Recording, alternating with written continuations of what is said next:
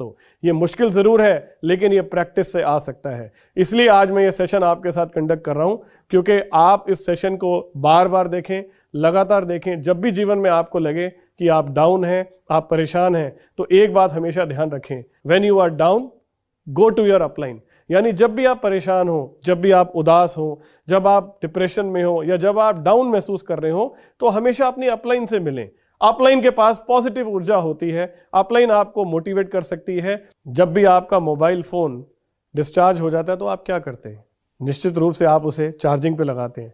उसी प्रकार हम सब लोगों को भी जीवन में चार्जिंग की जरूरत पड़ती है, और यहाँ चार्जिंग आती है आपकी टीम से, यहाँ आपको चार्जिंग आती है आपकी अपलाइन से। एक ऐसी जगह जहाँ आप लोग रोज इकट्ठे हों, जहाँ रोज शाम को सब लोग एक साथ मिलकर बैठें, डिस्कस करें, प्लान करें, हंसी मजाक करें, वो जगह पावर हाउस है दोस्तों। अगर आपके नेटवर्क में पावर हाउस नहीं है तो आप इस बिजनेस में बहुत स्लो चलेंगे, और अगर आपके नेटवर्क में पावर हाउस का कल्चर है तो पावर हाउस वो जगह है जहां आपके जितने भी गेस्ट हैं जो उन्होंने अभी फैसला नहीं लिया है, आप उन्हें वहां भी लेकर आए।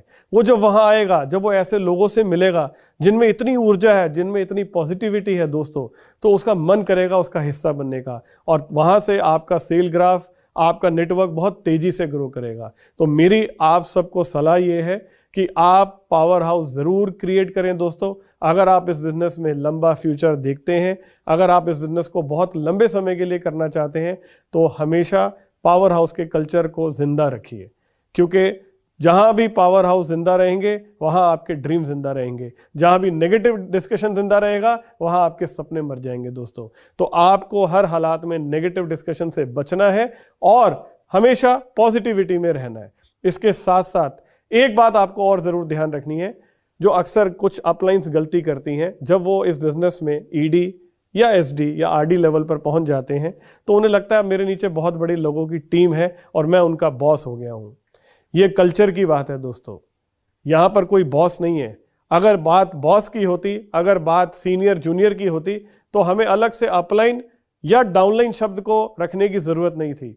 अगर इस बिजनेस में हम अपलाइन और डाउनलाइन कहते हैं तो इसका मतलब यह है कि हम एक टीम की बात करते हैं, जहां कोई बड़ा नहीं है, कोई छोटा नहीं है।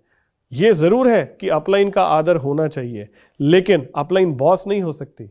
अपलाइन एक लीडर है जो डाउनलाइन को कहे आओ हम मिलकर करते हैं। अपलाइन एक लीडर है जो अपनी डाउनलाइन के साथ मिलकर उनकी प्रमोशन में सहयोग करे। बॉस तो कहता है जाओ और करो, और अपलाइन कहती है आओ हम मिलकर करते हैं। तो आपको इस चीज से भी बचना है, क्योंकि आप अपने सपनों से बहुत प्यार करते हैं। आपको इन छोटी चीजों के बीच में फंसना नहीं है दोस्तों। आप टीम वर्क में काम करें, एक ऐसी टीम बनाएं जैसी कि हमारी क्रिकेट टीम है, जहां चाहे धोनी हो, चाहे विराट कोहली हो, चाहे शिखर धवन हो, सब लोग एक साथ हंसते खेलते हैं, एक ही टेबल पर बैठकर खाना खाते हैं, एक साथ एंजॉय करते हैं। एक ऐसी टीम जिसका लक्ष्य होता है मिलकर वर्ल्ड कप जीतना, जिसका लक्ष्य होता है हमें हर हालात में जीतना है। अगर आप भी इसी भावना से काम करते हैं तो जीवन में आप रुकेंगे नहीं और आपको कोई हरा नहीं सकता। दोस्तों, ऊर्जा का हमारे बिजनेस में बहुत बहुत बड़ा इंपॉर्टेंट रोल है दोस्तों। और ऊर्जा दो तरह की है, एक पॉजिटिव और एक नेगेटिव। और ये दोनों ऊर्जाओं के साथ एक कॉमन बात है कि ये दोनों ही कंटेजियस है। कंटेजियस का मतलब होता है छूत।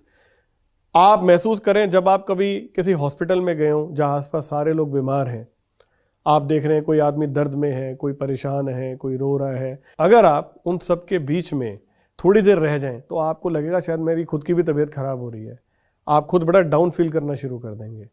और यही अगर आप किसी पार्टी में चले जाएं, किसी अच्छे डेस्क में चले जाएं जहां म्यूजिक बज रहा है, सब लोग एंजॉय कर रहे हैं, डांस कर रहे हैं और झूम रहे हैं मस्ती में, उनको देखकर आपके पैर अपने आप थिरकने शुरू हो जाएंगे और आपको लगेगा मैं भी इनके साथ ज्वाइन कर लूं।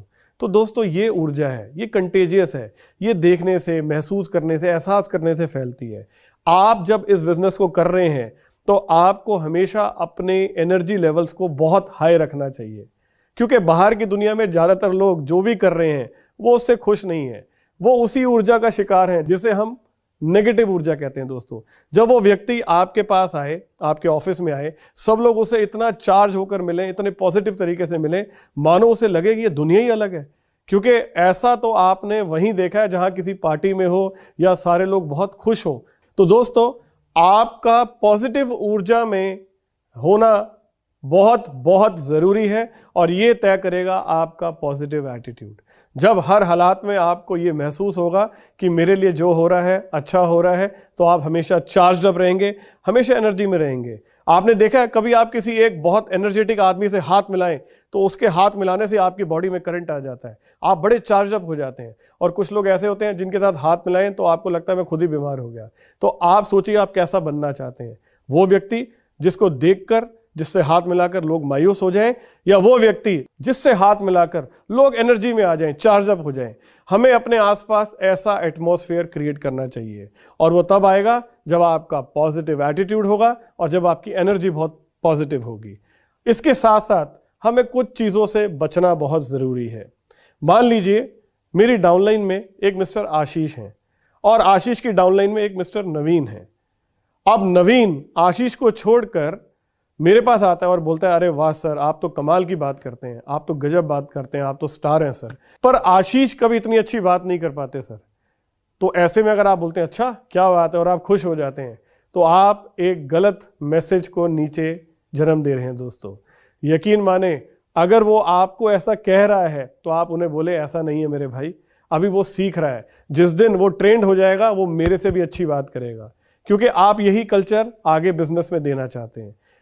यस, तो आपको हमेशा इस बात का ध्यान रखना है कि कोई आदमी अगर आपकी तारीफ कर रहा है और वो आपकी डाउनलाइन को छोड़कर आपके पास आ रहा है, तो आपको इस बैलेंस को रखना बहुत ज़रूरी है। इसके साथ साथ कभी भी किसी भी प्रकार के नेगेटिव डिस्कशन में इन्वॉल्व मत होइए। आपको आपके सपनों से दूर ले जाएगा ये नेगेटिव डिस्कशन। ये एक जहर है दोस्तों। जिस प्रकार अगर एक गिलास पानी में अगर आप एक बूंद भी काले रंग की डाल दें तो क्या होगा? क्या उस ग्लास में पड़े हुए पानी का रंग बदल जाएगा?